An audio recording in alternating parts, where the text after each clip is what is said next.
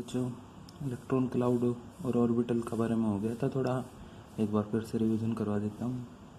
उसमें electron cloud क्या होता है, to the region of space around the nucleus which show the probability of finding of electron in term of dot is called electron cloud. तो nucleus के चारों तरफ ये डॉटेड जो स्ट्रक्चर है इसको इलेक्ट्रॉन क्लाउड बोलते हैं, ठीक है। और बाउंड्री सरफेस ऑर्बिटल क्या है, बाउंड्री सरफेस है इस जो डॉटेड एरिया है इसको चारों तरफ एक लाइन, सर्कुलर लाइन खींच दी जाए, उसको बोलते हैं उसका बाउंड्री का सरफेस। मतलब एक बाउंड्री लाइन बनाई जाए, बॉर्डर बना दिया जाए, जैसे भारत पाकिस्तान के बीच में बॉर्डर है ना, उसमें वायर बना देते हैं, इस तरीके से इसमें लाइन खींच दी तो बॉर्डर बन गया उसके बीच में।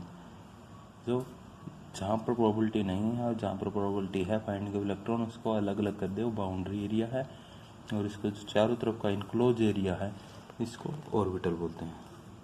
तो ऑर्बिटल की दो डेफिनेशन मैं बताता हूँ आपको। एक तो है जो हम प्रैक्टिकली यूज करते हैं और एक है जो थ्योरेटिकल है।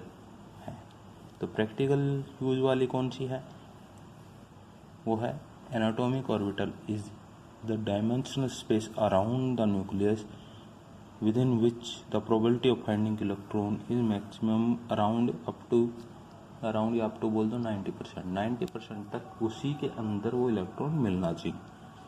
और दूसरी कौन सी है ऑर्बिटल की, region in the space which there is non zero probability of finding of electron. वो रीजन ऑफ स्पेस जिसके अंदर किसी के इलेक्ट्रॉन को पाने की प्रोबेबिलिटी जीरो नहीं होनी चाहिए, और जितना भी एरिया है सारा ऑर्बिटल के अंदर आ जाता है। अब ये दो क्यों हो गई, क्योंकि जब ये डॉटेड स्ट्रक्चर है इसके अंदर हम मैक्सिमम डॉट्स को अंदर ले लिया, उसको ऑर्बिटल के अंदर मतलब 90% को ले लिया। लेकिन मान लो अगर कुछ डॉट हैं वो कुछ ज़्यादा दूरी पर हैं, ज़्यादा दूरी भी यहाँ पर भी पाने की प्रोबेबिलिटी है, तो थ्योरेटिकली तो वो भी ऑर्बिटल का हिस्सा है, लेकिन उसको हम काउंट नहीं कर सकते, इसलिए उसको लेफ्ट कर दिया जाता है। और जो मेनली कंसंट्रेटेड एरिया है उसको ऑर्बिटल के अंदर लिया जाए प्रैक्टिकल यूज के लिए। अब probability of finding of electron जहाँ मैक्सिमम है वो तो ऑर्बिटल हो गया, और जहाँ पर नहीं है वो क्या होगा, उसका उल्टा, ऑर्बिटल का उल्टा। उस ऑर्बिटल के उल्टे जगह को जहाँ पर नहीं है इलेक्ट्रॉन के पाने की प्रोबेबिलिटी उसको बोलते हैं node. Region in the space where the zero probability of finding an electron is called node. जहाँ पर इलेक्ट्रॉन होने की संभावना बिल्कुल नहीं है वो जगह क्या होगी, नोड होगी, ठीक है। ऑर्बिटल और नोड का समझ में आ गया। जहाँ पर मैक्सिमम प्रोबेबिलिटी इलेक्ट्रॉन के है वो ऑर्बिटल हो गया, और जहाँ पर जीरो प्रोबेबिलिटी होगी वो नोड हो गया। अब है important feature of quantum mechanical model atom. ये इम्पोर्टेंट फीचर में मेनली क्या है, जो हमने पीछे जो करवाया है वो सारा का सारा उसके अंदर पॉइंट्स के अंदर बांट दिया है, वो सारे इसके इम्पोर्टेंट फीचर हो गए क्वांटम मैकेनिक्स। इम्पोर्टेंट फीचर कौन कौन से हैं, electron in atom have only quantized value of energy. अब ये इम्पोर्टेंट फीचर कर रहे हैं, इसमें एक ऑर्बिट और ऑर्बिटल का था, वो पिछले लेक्चर में करा दिया था, उसको बार बार कराने की जरूरत नहीं है। उसके अंदर ये ऑर्बिट और ऑर्बिटल के अंदर डिफरेंस हमें करा दिया था। तब नेक्स्ट टॉपिक का इम्पोर्टेंट फीचर, इसके अंदर इलेक्ट्रॉन इन एटम, मतलब एटम के जो अंदर इलेक्ट्रॉन होते हैं only quantized value of energy, उनकी एक स्पेसिफिक वैल्यू होती है एनर्जी की। ये नहीं है क्योंकि जो एक ऑर्बिटल में है उसकी उस ऑर्बिटल के हिसाब से क्वांटाइज्ड वैल्यू होगी, उतनी रहेगी, और जो दूसरे ऑर्बिटल में जाएगा तो उसके हिसाब से होगी, मतलब उसकी कुछ फिक्स वैल्यूज होते हैं इलेक्ट्रॉन के एनर्जी की। नहीं, ये नहीं कि उसकी कई रेंज में घटती बढ़ती रहेगी, ऐसा नहीं होता, उसकी फिक्स वैल्यू होती है। और quantized value of energy is obtain from Schrödinger wave equation.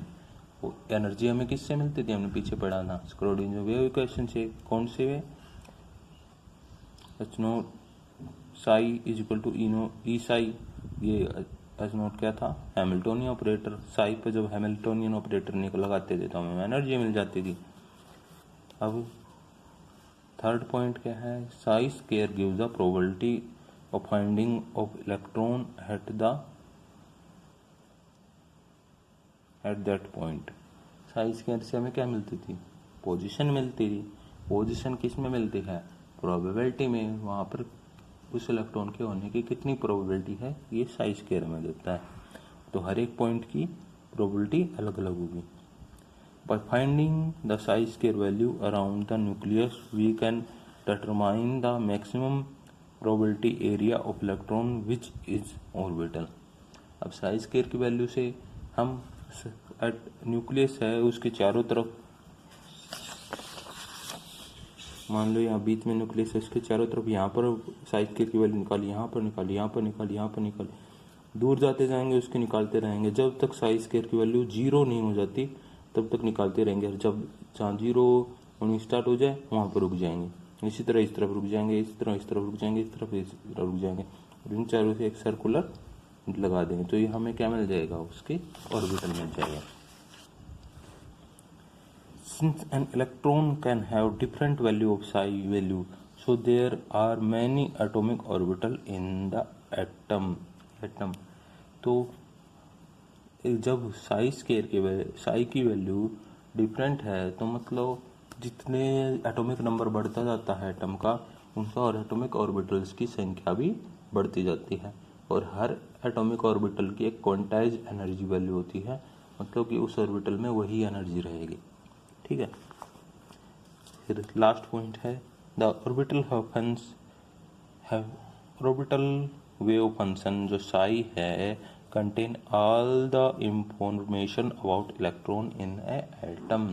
वो इलेक्ट्रॉन की जो भी एटम के अंदर मौजूद है उसकी सारी वो उसकी चीज़ें इंफॉर्मेशन है वो उसके अंदर रहती है। एनर्जी क्या है, पोजीशन क्या है, वेलोसिटी क्या है, सब की सब उसके अंदर उससे हमें मिल जाती है।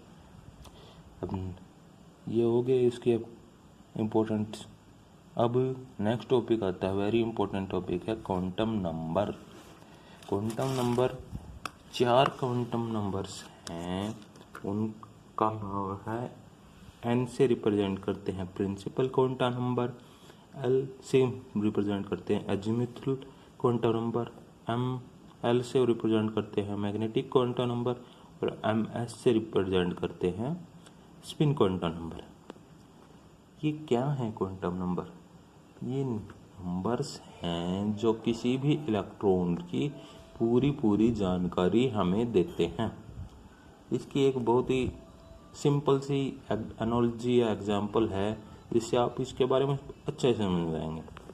मान लो कि हमें किसी का पता निकालना है किसी जगह पर, तो पता निकालने के लिए मान लो n है उसका कंट्री का नेम, कहाँ किस देश में रहता है। ठीक है, n है उसके कंट्री का नाम कहाँ पर रहता है। जब हमें उसे देश का नाम पता लग गया तो हमें उसका प्रांत का नाम पता लगाना होगा, किस स्टेट में रहता है। तो फिर l है उसके प्रांत का नाम, स्टेट का नाम। ठीक, अब हमें पता लग गया कि वो किस प्रांत में रहता है। प्रांत से अब हमें जानना है किस शहर में रहता है उस प्रांत के अंदर। तो ml है मैग्नेटिक नंबर, मान लो कि उसके शहर या गांव का नाम है। उस शहर या गांव के अंदर हम पहुंच गए, लेकिन उस शहर गांव के अंदर बहुत सारे लोग रहते हैं, तो अब हमें उसका चाहिए घर का एड्रेस। तो ये ms है उसके एग्जैक्ट घर का एड्रेस। उसके घर पर पहुंच जाए तो उसका पता लग जाएगा यह बंदा कौन है। उसी तरीके से हमें जब इसकी चारों चीज़ें पता हों तो हमें पता लग जाएगा वो इलेक्ट्रॉन कौन सा इलेक्ट्रॉन है, किस ऑर्बिटल का है, उसकी एनर्जी क्या है, उसकी सारी चीज़ें हमें उसके बारे में पता लग जाएंगी। तो ये क्वांटम नंबर हैं। उसी तरीके से इलेक्ट्रॉन का एड्रेस है, ये उसके कंट्री का नेम है, देश का नाम है, ये प्रांत का नाम है, ये जिले या सिटी का नाम है, और ये उसके घर का एड्रेस है। तो इन चारों अगर हमें पता है किसी इलेक्ट्रॉन के बारे में तो उससे हमें उसके बारे में सारी जानकारी मिल जाएगी। तो अगले वीडियो में इन चारों को डिटेल में पढ़ेंगे। Thank you.